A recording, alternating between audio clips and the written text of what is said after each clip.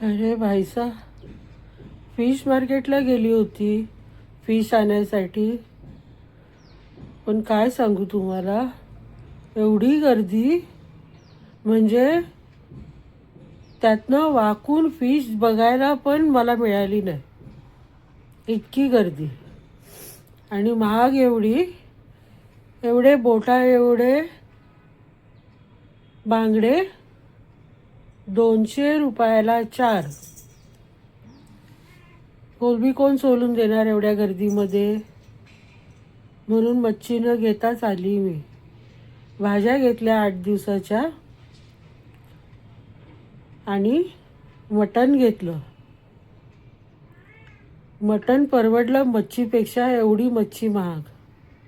आणि आली बाबा मी घरी. 1 वाजलाय. आता कधी होणार जेवण. ओके, मटणाची रेसिपी काही शेअर करत नाही, कारण मी खूप थकली आहे. माझे पाय खूप दुखायला लागलेत आता. इतक्या दिवसांनी घराच्या बाहेर पडली, त्यामुळे पण बहुतेक त्रास झाला असेल मला. जर तुमचे पाय व्यवस्थित असतील तर खूप फिरा, खूप फिरा, म्हणजे खूप फिरा. पायाने चाला. काही सांगता येत नाही जीवनाचा नियम, कारण एकदा जर काय पाय चालायचे बंद झाले तर मग सगळं फिनिश. एका जागेवर बसून राहायला लागतं. जेवण पण खुर्ची घेऊन बनवायला लागते.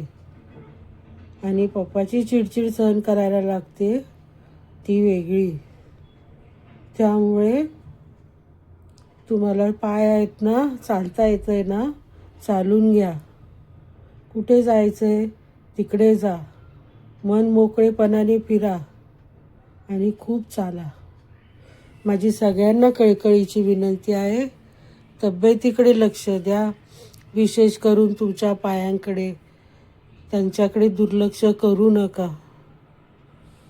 Okay, bye. Have a nice day.